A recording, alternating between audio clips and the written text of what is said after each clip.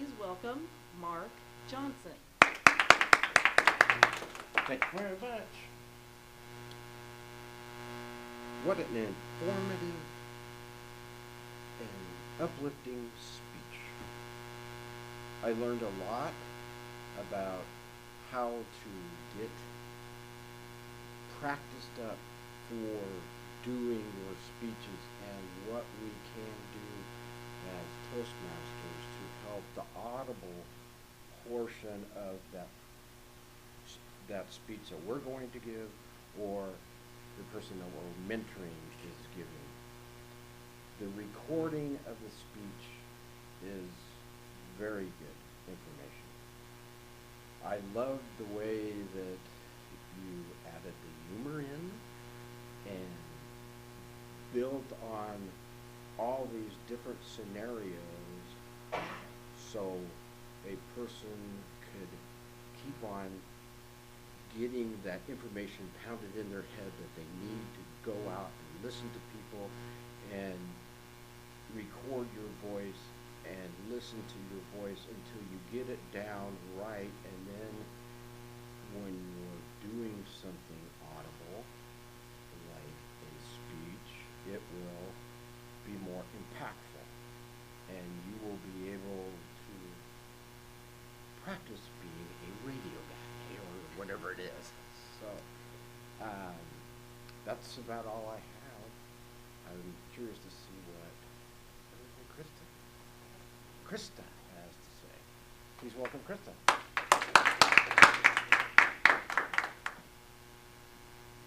Thank you. I don't know what I was thinking. I didn't realize. I don't think that I was going to be doing the same evaluation for both speakers. I wasn't really paying too much attention. I was supposed to be the visual evaluator, evaluating gestures, body language, eye contact. I wasn't paying a whole lot of attention to that. I don't think there was a lot of focus on it because your radio, you probably don't have to think about that. I think I did notice you had plenty of eye contact. I didn't really notice body language and gestures. I wasn't really evaluating and concentrating enough. I did notice you had a lot of good points. I'll have to pay attention. I think it's my personality. I don't tend, people think I don't get excited or anything, so I don't get the high voice thing when I start speaking naturally on my own. I think that's one of the things I try to work on now. I have to listen to a recording of myself.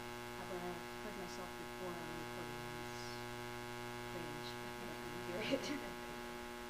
So I'd be interested in hearing more. You have an interesting story. Maybe you can join me with your friends. Next, evaluating content, I believe, is Jim Briggs.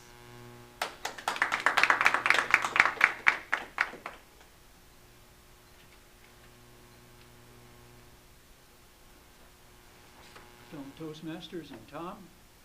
I agree with Kathy. When you mentioned slide rule, I thought, he doesn't look old enough for the slide rule generation. Then he mentioned, what else? Dick and Jane. Definitely not old enough for Dick and Jane. And, okay, maybe Eddie Haskell. By the way, I loved your Eddie Haskell impersonation. That was one of the high points for me.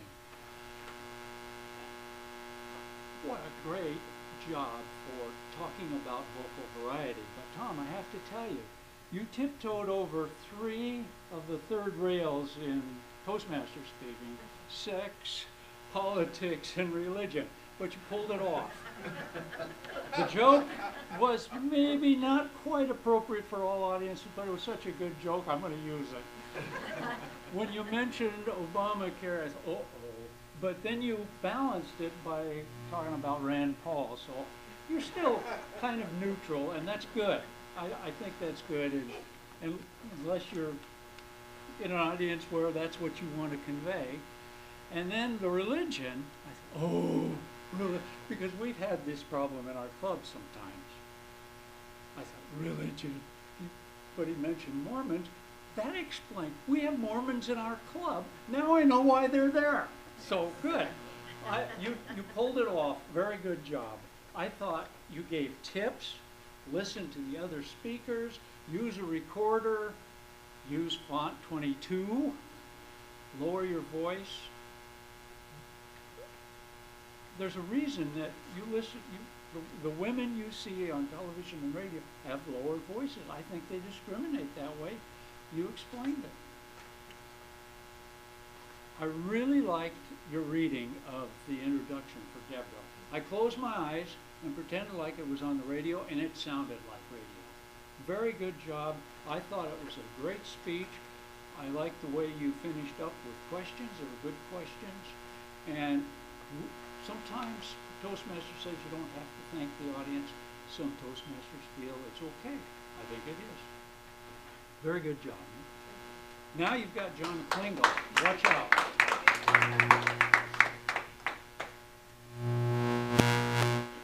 Hey, Jim. I wasn't really on KZAG that long to practice my voice back when I was in college. But Tom, you gave us some great hints. And it was nice to have a little background so that we had a hint of where you came from. That you were a military brat, but you were a stationary military brat. Which is very different from those who travel around all the time. So having that history gave us a little bit of you put into this speech. And that's part of what Toastmasters teaches us, is make sure it's not just about facts, but it's us too. So you gave us a little history.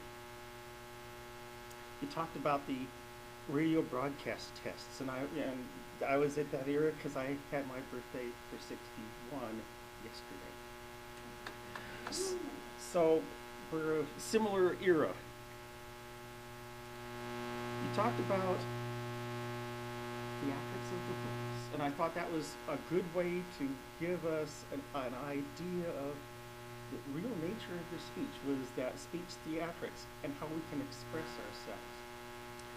A number of years ago, my mom was doing a measles vaccination program out in Tyson, and KIMA came out and interviewed her. Her interview went over well because one of her grade school chums died of measles. So she was able to put that choke into the voice and really express well as to why folks need to get a measles vaccine. So your advice, don't worry about the crying bit until it interferes, because it will provide such an emphasis for your audience to have some. I thought you might use a few more examples. For instance, talking about women and their voices. Margaret Thatcher had voice lessons because when she first ran for office in Great Britain, her voice was really high. And she had to take lessons to bring it down, and so she could be elected to Prime Minister. And that example would be something that we could use here in Toastmasters. Your example of listening to yourself. Well, early in my Toastmaster time, I had my voice recorded. I sounded like Dixie Lee. I was horrible. So I learned in my speaking voice to bring it down. That makes a difference. And so your advice to listen to yourself and to realize that you will not sound like how you sound internally, because your voice goes through your bones of your head a lot faster than it goes through your ear, will give us a hint of what we sound like to others. I thought that was essential.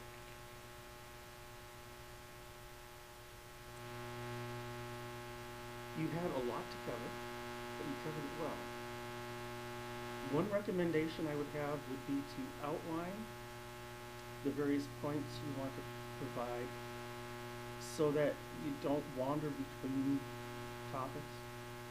So you get everything you want to say about this, and then everything you want to say about that, and then everything you want to say about this, and then maybe sum them up at the end. But to make sure you don't mix them too much. That would be my recommendation. Error, font is the style of print, not how big it is. If I remember correctly, that's in points, 22 points. And I'd agree, if you make it big, it's easier to read. And I wear bifocals, and I know never to walk while wearing bifocals. So we each have our challenges as far as seeing. Some of us see well, some of us don't see so well. But to give those kinds of hints gives us all sorts of ideas of listen to ourselves, listen to others, and then imitate what's good in others. So I think that kind of an ending would have been more impactful than doing a thank you for listening or attending, because it provides strength of message. And that's what you really want to end with, is a strength of message. So that would be my recommendation for the ending, is to provide that strength instead of doing a thank you. Madam Toastmaster.